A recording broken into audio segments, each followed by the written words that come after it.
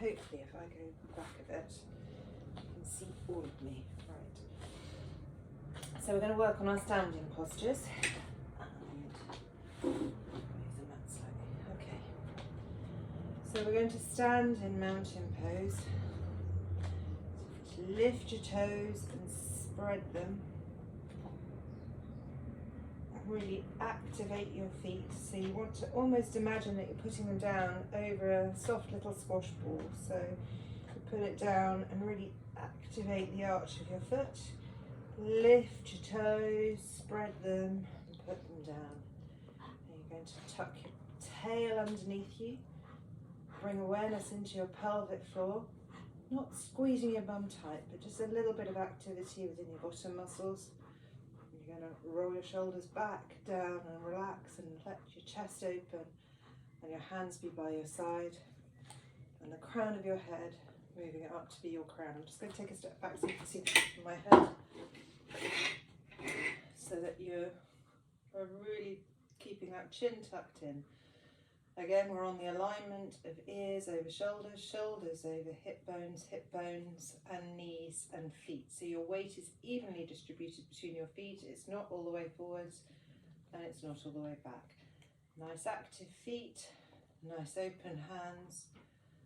Lovely Ujjayi breath. Breathing in and out and in and out. Okay, from here we're going to take us into a little forward bend. So take your hands onto your tummy or onto your hips, but be aware of the activity in your tummy and keep it there. I'm going to turn sideways on so that you can see. I'm going to keep the height and we're just going to get the movement to come from our hips as we keep the length in your back, keep your chest moving forwards and bend at the hips so you get a nice pointy bottom. You can keep your knees soft, that's fine, and just keep coming forwards and forwards. Keep your hands on your tummy so you can feel that activity until you're right down. Then we're going to bring our hands down. If they touch the floor, that's great. If they don't, that's okay too. If that's really easy, you can try straightening through your legs. You'll probably feel it pull into the back of your knees as your hamstrings get compromised. We're going to cross our arms. Watch which way you cross. Let your chin drop down. Let your head drop and be nice and floppy. And we're just going to ragdoll here in this position. We're just going to swing to the right and swing to the left. Breathing in, breathing out. And then we're going to stop in the middle. We're going to change the cross of your arms.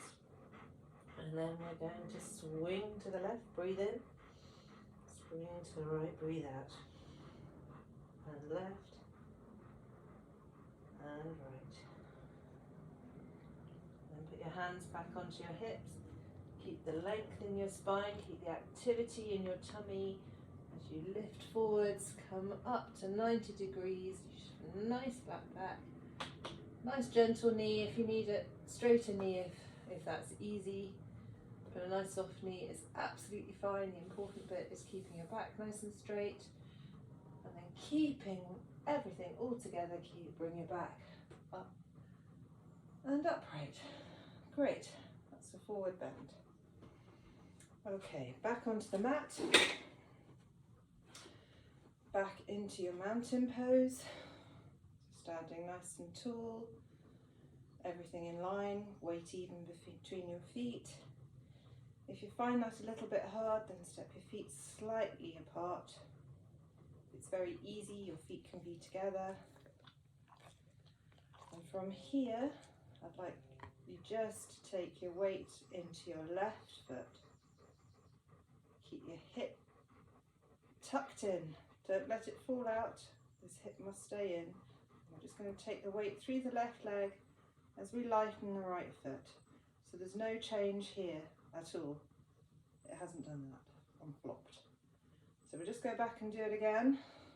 So we're just going to keep all the activity of the mountain pose between two legs. Take the weight onto the left foot lighten the right foot, and if it feels good, you can just take your right foot and rest it above your left ankle, just onto the shin, not onto a joint, just keeping it nice and gentle. If that is easy, you can move your arms out. If it's still easy, you can keep moving your arms, keeping an awareness of your breathing. Don't hold your breath, keep breathing, keep that Ujjayi breath going all the way to the top. You can put your hands in a prayer type position, high above your head, and bring them down. And then relax your foot down. And come back to centering. Good base is so important for a tree pose. This time we're going to do it to the other side, and we'll take this side just to show I can do it a little bit higher. So we're going to really stand in your mountain pose. Take your weight onto your right foot. Keep this hip engaged, don't let it fall down. Lighten the weight through your left foot. You're going to bring this left foot and turn it and put it below your right knee. And again, you can move your arms out. Ooh, I'm not balancing so well on this side today. That happens. Keep your breathing, no holding your breath. Keep your eyes focused on a point, it will help you balance. It's the drishti. So just a specific point. Don't stare at it. Try and keep your gaze soft, but just keep a point to focus on. And then bring your arms down and your foot down, working with control. It's all about control. Lovely. That's mountain pose and a tree pose, and then we'll come onto the mat, to one side of the mat. Come into your mountain pose again. Sorry you can't see my head. Standing up, tightening your Mula Bandha. So there's awareness in this abdominal area. There's a gentle tension in your buttocks. You're lifting out of the soles of your feet. The energy is rising through you, coming out of the crown of your head. Chin is tucked in. You're going to step your feet apart, a nice wide step. At this point, your feet are in line with one another. You're just going to turn your right foot out, and your heel will be in line with the instep of your left foot. Correct your posture again. See how I'd slipped? So you want to turn everything to face forwards, reactivate, keep everything nice and active.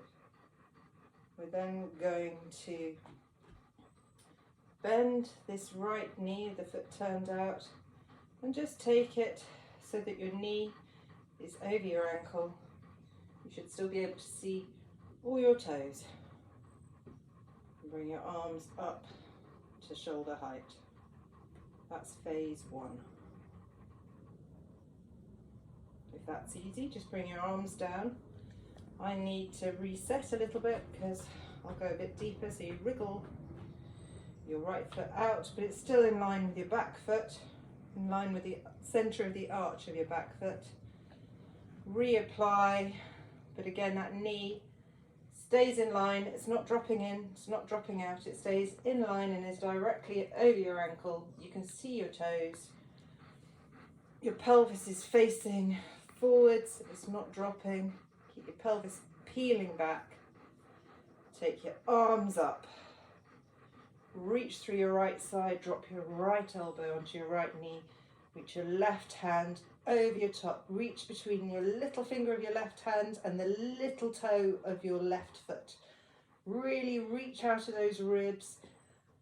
Imagine a lovely Spanish fan opening as those ribs open on the left hand side. Beautiful opening stretch. And use your left hand to draw you back, lift you up to position.